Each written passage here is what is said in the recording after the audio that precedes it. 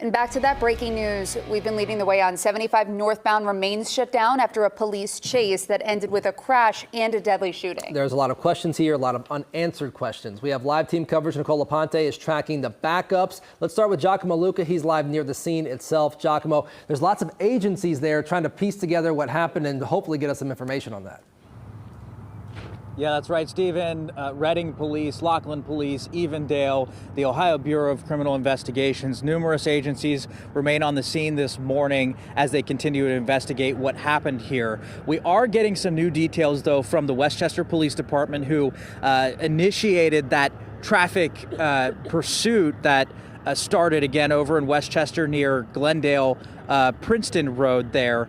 It went about 10 miles until the suspect had crashed over at Glendale Milford Road, about half a mile north of where I'm standing. But the Westchester Police Department spokesperson tells us early this morning that police had initially started that pursuit after a license plate reader had flagged a car as potentially stolen. When police started to follow the person, to pursue the person, the suspect then fled the area until it crashed here. What we know about the actual shooting itself is that, again, after that vehicle crashed at Glendale Milford, the suspect had fled the scene. Police tell us that they were looking for a suspect in the area. That's when they came across this person along northbound 75. It's still unclear what agency actually engaged with that person, but at a time, a police officer then engaged with the man and fired shots, killing that person. Still waiting to get more details from agencies. We have not really directly spoken with anyone. We have got a press release with some details from the Evendale Police Department, but still a lot of things remain unclear early this morning, hoping to clarify those details as soon as we can, but right now we just don't have them. For now, though, let's go ahead and send it over to Nicole Aponte, monitoring the situation from just north of us.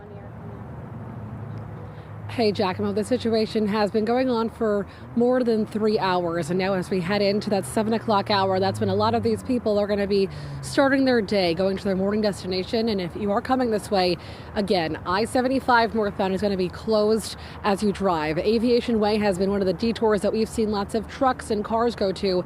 But I do want to direct your attention to what we can see from behind the wheel. You'll see lots of brake lights for pretty much all of I-75 northbound, really heading into this situation. Still a very active scene with a lot of police still on scene here too. But I do want to send it over to Kelly Rippin. You've been tracking all of these other detours because I know that Laughlin Split's going to be really key for a lot of these drivers early this morning, Kelly. Yes, Nicole, getting off before you get into the mess is going to be key as this continues to be investigated and as 75 remains closed down. So again, everyone is being detoured off. The interstate is closed going northbound. So this would be anyone heading from downtown up towards the 275 loop, up towards Mason, up towards Westchester. Maybe you're heading to the Dayton area. That is all important for you to know because you'll have to find this alternate route. When we spoke with dispatchers earlier, they said the southbound lanes would remain open. So if you come into town, you should still be fine. That seems to be the case. They've been able to keep that open as that investigation continues, but the northbound lanes are blocked. So some options for you. And what we've seen in a lot of these shots from Nicole and from our storm tracker is that those trucks are having a hard time navigating around some of the detours because these are secondary or city streets. So Reading Road is one of the options. Ohio 4, which is Springfield Pike. It's many different names as you go up and down the area there. So that would be an option for you as well. Expect increased traffic on Glendale Milford Road as people are navigating that. And then if you want to avoid it altogether, if you're able to, you could take the Ronald Reagan Cross County Highway over to 71 and then take 275 back over if that helps you, or maybe you can continue on 71 and just avoid the mess entirely. So again, Glendale Milford Road showing us that the southbound lanes is what you're seeing here open. But again, the northbound lanes are closed and all of that traffic very high at the top there is being diverted off.